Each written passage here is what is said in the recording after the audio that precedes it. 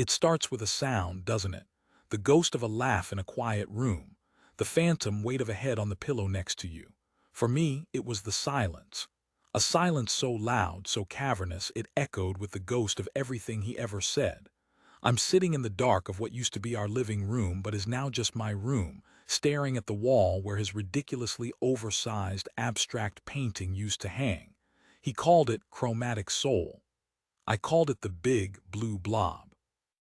He'd laughed at that, a deep, booming laugh that made the windowsills vibrate. He pulled me close and whispered, "That's why I love you, Alara. You see through the pretense." And I believed him. I wrapped that sentence around myself like a cashmere blanket on a winter night.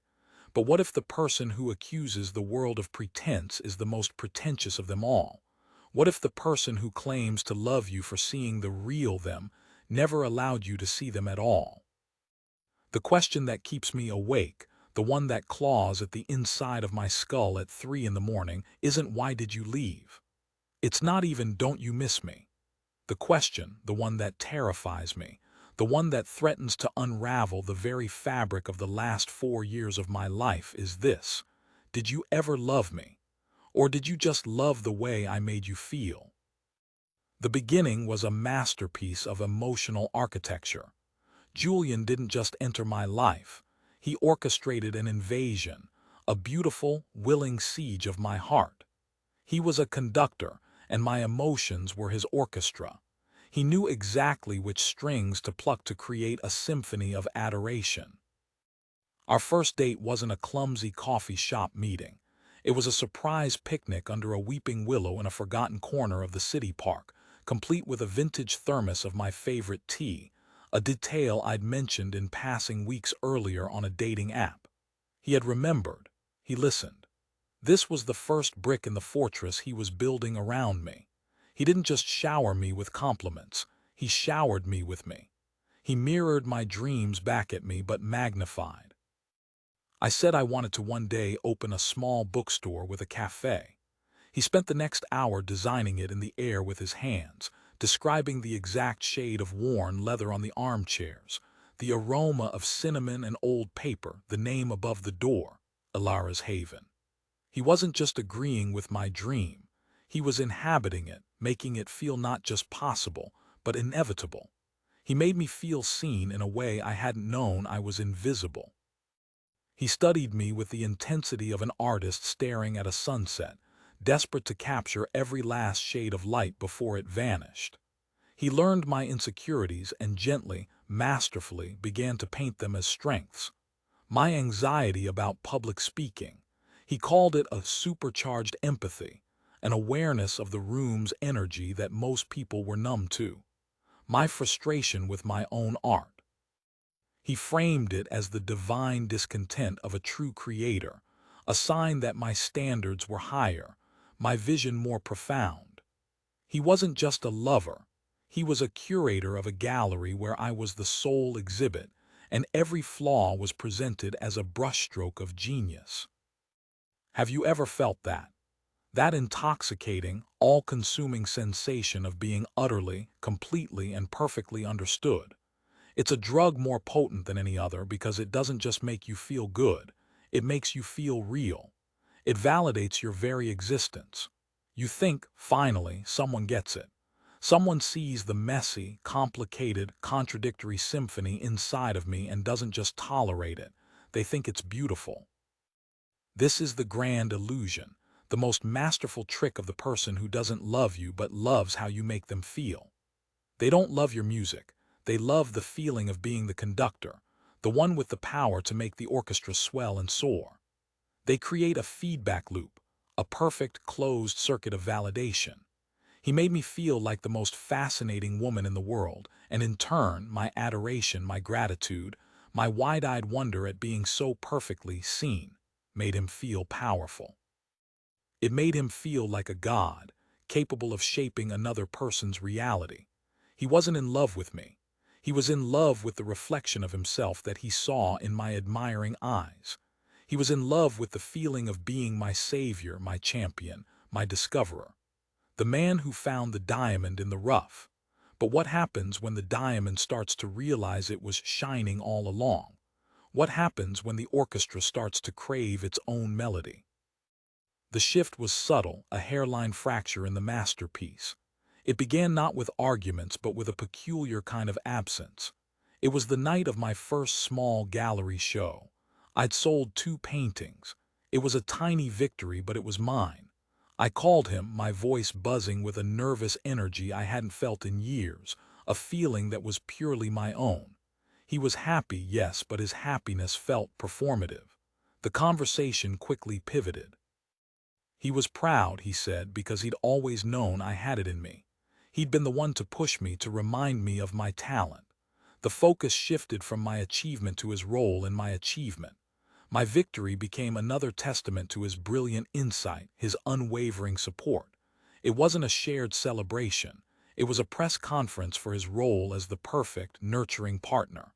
I felt a tiny, cold prick of confusion. I pushed it down. I told myself I was being ungrateful.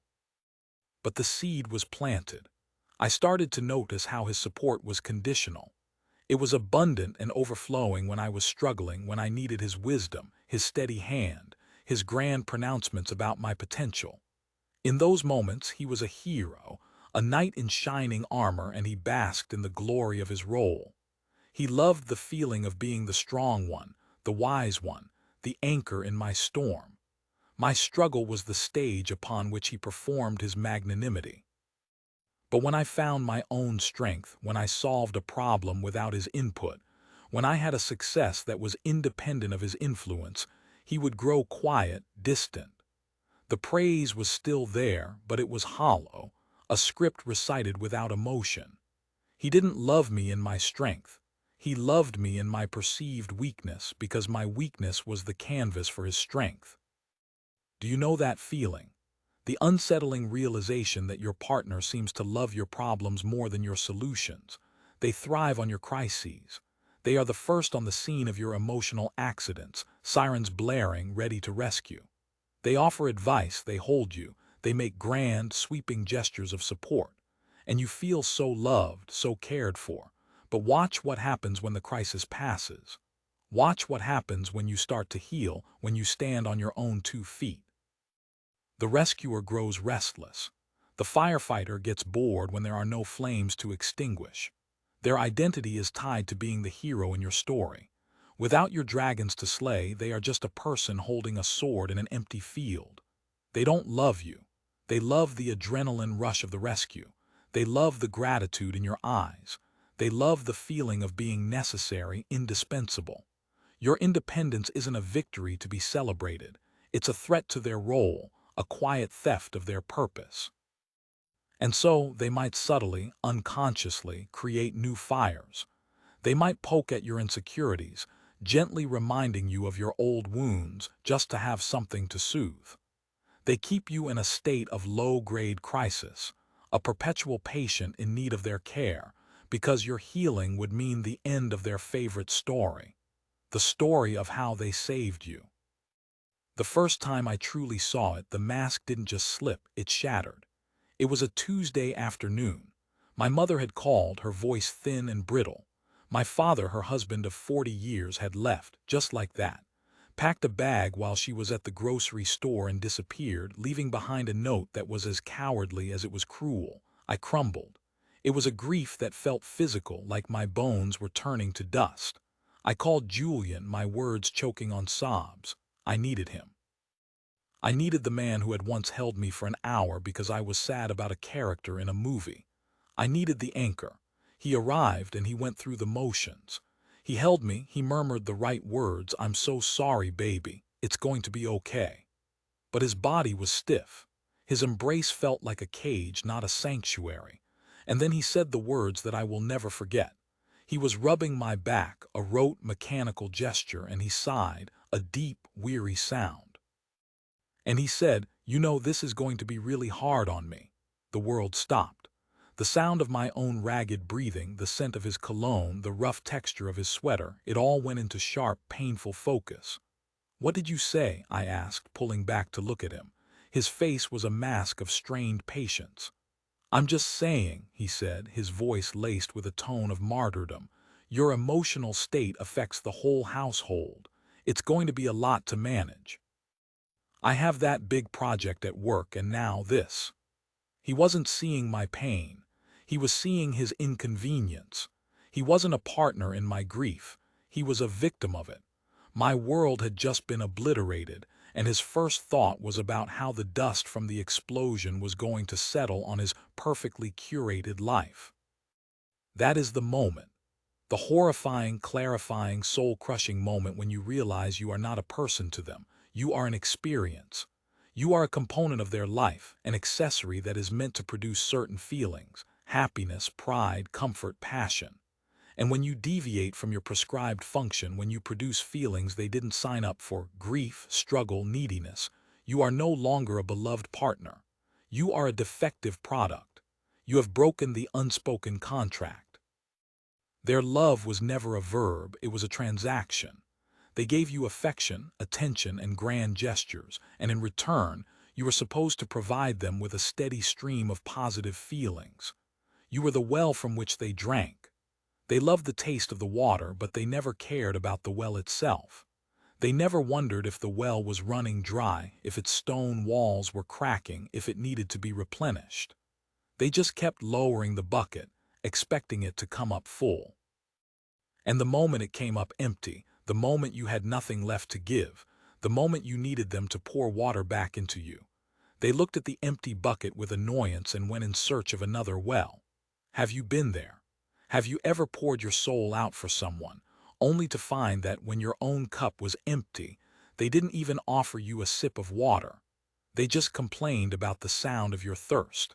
That is a loneliness so profound it feels like it could swallow the sun. It's the realization that you were never truly loved, only used. Your joy was their entertainment. Your support was their fuel. Your love was their mirror. And when the mirror showed them something other than a perfect, heroic reflection, when it showed them a messy, inconvenient human reality, they simply turned away. The end was not an explosion, it was an erosion, a slow, painful wearing away of my soul. After that day, I couldn't unsee it. I saw it everywhere. I saw it in the way he'd tell stories about us at dinner parties, where I was always the quirky, slightly chaotic artist, and he was the stable, charming man who adored her madness. I was a character in his narrative, a delightful anecdote. I saw it in the way he dismissed my anxieties about money as cute and unrealistic, patting my head as if I were a child, reinforcing his role as the capable, grounded provider. He didn't want a partner, he wanted a protege, a beautiful, talented creature he could mold and guide. My success was his success, my failures were my own. He was the sun, and I was just a planet, my orbit entirely dependent on his gravitational pull. The final conversation was almost laughably anticlimactic. There was no screaming, no tears. I had run out of them. I had become a desert. I asked him quietly, "Do you love me?" He looked at me, a flicker of genuine confusion in his eyes, as if I had just asked him if the sky was green. "Of course I love you," he said, the words sounding rehearsed, hollow. "Then tell me," I said, my voice barely a whisper, "what do you love about me?" And he began to list things. He loved how I made him laugh. He loved how I inspired him. He loved how I believed in him, how I made him feel like he could do anything. He loved how I looked at him. He loved how I made our home feel. He loved, he loved, he loved. But every sentence was about him. It was a list of services I provided, a catalog of the feelings I produced in him. He was not describing me. He was describing his experience of me. It was like asking someone what they love about the ocean, and they say they love how it makes them feel calm, how they love the sound of the waves, how they love the way the sun sparkles on the surface. They are in love with the feeling the ocean gives them, but they don't know the slightest thing about the crushing pressure in its depths, the strange and silent creatures in its darkness, the violent, unseen currents that can pull you under. They don't love the ocean. They love the beach, and I had been his beach. And that's the final, brutal truth, isn't it? For the person who loves how you make them feel, you are a landscape. You are a beautiful place they like to visit. They love the view, they love the weather, they love the way the air smells. They take pictures, they have picnics. They tell all their friends about this amazing place they've found, but they are a tourist. They do not tend the soil, they do not plant the trees, they do not worry about the erosion or the drought. They are there to consume the scenery. They are there for the experience. And when the weather turns, when the storm rolls in, when the landscape is no longer pleasant and picturesque, the tourist simply packs their bags and goes home. They find a new vacation spot. They were never a resident. They never intended to build a life there. Their bags were always packed. You were just a temporary destination on their lifelong tour of self-gratification. And the most painful part is that you, in your love, were trying to build a home with a tourist. You were laying down foundations, planting gardens, painting walls, while they were just admiring the sunset, 1 foot already out the door, waiting for the feeling to fade. They were never building with you. They were just enjoying the shelter you provided. So what do you do when the tourist leaves? What do you do when you are left standing in the ruins of a home only you were building? For weeks I did nothing. I haunted the rooms of my apartment, a ghost in my own life. I was a landscape ravaged by a storm. The trees were uprooted, the soil washed away. Everything felt barren, empty. The silence was his absence, a constant screaming reminder of the symphony that used to be. But then, one day, something shifted. I was staring at the blank wall where his painting, Chromatic Soul, had been. It was just a white wall marred by a single nail hole. And I thought about that name, Chromatic Soul, all those colors, all that supposed depth, but in the end it was just paint on a canvas. It was a surface, and he was a surface. Our entire relationship was a surface. Beautiful, captivating, but with no real depth. And I realized I had been so busy admiring his painting, I had forgotten that I was the artist. I had been handing him the brush, letting him paint my world in his colors, letting him tell me what my soul looked like. I had been so desperate to be seen by him that I had stopped seeing myself. That's the real tragedy of loving someone who only loves how you make them feel. You start to believe their version of you. You start to believe you are only valuable when you are producing those feelings. You become an actor in your own life, performing the role of the inspiring muse, the supportive partner, the happy, uncomplicated source of joy. You contort yourself into the shape of their desire, sanding down your own sharp edges, muffling your own dissonant notes, all to maintain the beautiful symphony they enjoy. You lose your own song. The healing didn't come from a grand epiphany. It came in small, quiet moments. It came from buying a can of spackle and filling in the nail hole on the wall, a tiny act of reclamation. It came from sitting in the silence and realizing it was no longer his absence but my presence. It was the sound of my own thoughts, my own breath. I started painting again. Not for a gallery, not for praise, not for him. I painted for me. I painted the rage, the grief, the confusion. I filled canvases with jagged lines and chaotic colors. It was ugly and it was honest. It was me. I was not a serene landscape.